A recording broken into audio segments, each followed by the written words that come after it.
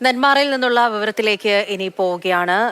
ചെന്താമരയുടെ ക്രൂരകൊലപാതകത്തിനിരയായ സുധാകരന്റെയും ലക്ഷ്മിയുടെയും മൃതദേഹം ഇപ്പോൾ വീട്ടിലേക്ക് എത്തിച്ചിട്ടുണ്ട്. അവിടെ നിന്നുള്ള ദൃശ്യങ്ങളാണ് ഇപ്പോൾ കാണുന്നത്.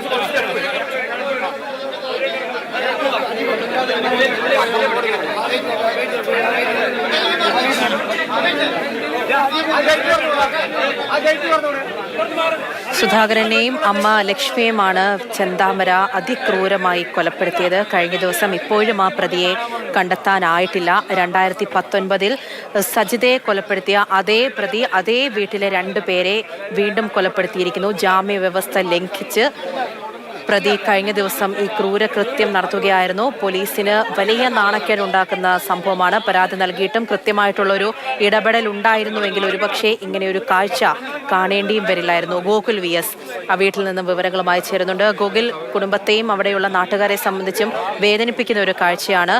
2 പേരുടെയും മൃതദേഹങ്ങൾ വീട്ടിലേക്ക് എത്തിച്ചിരിക്കുന്നു. പറയൂ.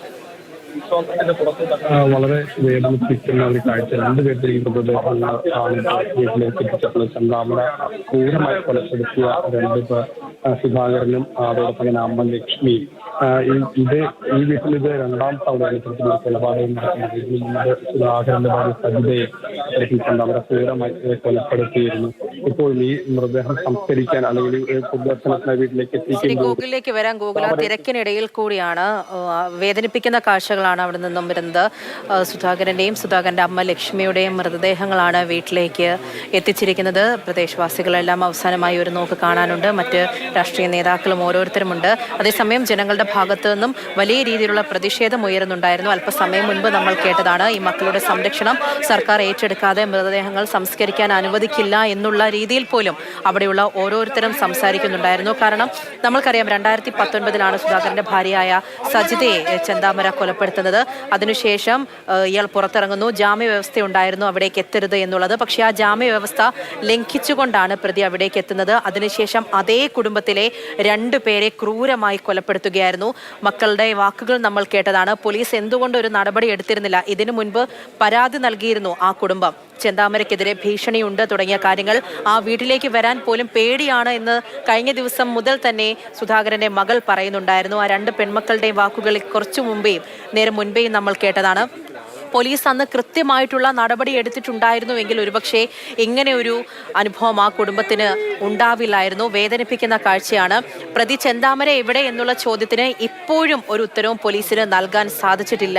കഴിഞ്ഞ ദിവസം രാത്രി ആ വീടിന്റെ പരിസരത്തായി കണ്ടോ എന്ന് ചിലർ പറയുന്നുണ്ടായിരുന്നു. ഇന്ന് പാലക്കാട് വെച്ച് കണ്ടോ എന്നുള്ളത് പറയുന്നുണ്ടായിരുന്നു. വെറും സൂചനകൾ മാത്രമാണ്. സ്ഥിരീകരിക്കുന്ന ഒരു വിവരവും ഇതുവരെ ലഭിച്ചിട്ടില്ല. ഗൂഗിൾ VS ഉണ്ട്. ഗൂഗിൾ പറഞ്ഞോളൂ.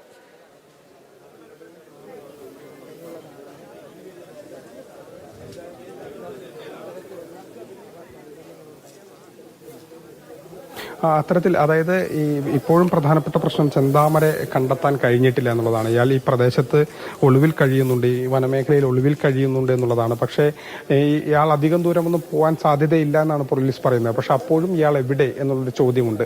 അതിപ്പോഴും കണ്ടെത്താൻ കഴിഞ്ഞിട്ടില്ല. പല അഭ്യൂഹങ്ങളും ഇതിനിടയിൽ പരന്നിരുന്നു. ഇയാളെ പാലക്കാട് കണ്ടു എന്നുള്ള സൂചനകൾ ചിലത് പോലീസിന് ലഭിച്ചു. നെന്മാറയിൽ നിന്ന് ബസ് കയറി പോകുന്നു എന്നുള്ള ചില വിവരങ്ങൾ വന്നിരുന്നു. പക്ഷെ അതൊന്നും തന്നെ പിന്നീട് അവിടെയൊന്നും ആളെ കണ്ടില്ല, കണ്ടെത്താൻ കഴിഞ്ഞില്ല. CCTV കേന്ദ്രീകരിച്ചുകൊണ്ട് തന്നെ ആ പ്രദേശത്തൊക്കെ അന്വേഷണം നടത്തുകയും ചെയ്തു.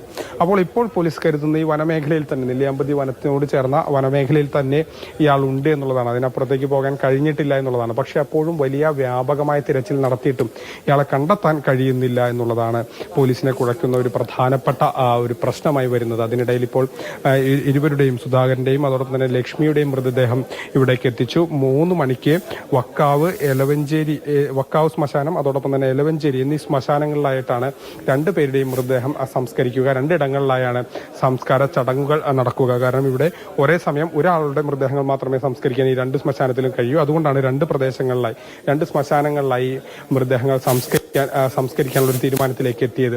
വളരെ ദുഃഖകരമായ ഒരു സാഹചര്യം. കാരണം ഈ വീട്ടിൽ ഇത് 2ാം തവണയാണ് ഇത്തരത്തിലൊരു കൊലപാതകം ഉണ്ടാകുന്നത്. 2019 സജിതയുടെ ഒരു സ്ഥിതി, അതേ സ്ഥിതിയിലേക്ക് തന്നെ ഇപ്പോൾ ഇത്തരത്തിൽ മറ്റുള്ളവർ കൂടി, ആ വീട്ടിലെ ലക്ഷ്മി ആണെങ്കിലും, അമ്മ ലക്ഷ്മി ആണെങ്കിലും, സുധാകരനാണെങ്കിലും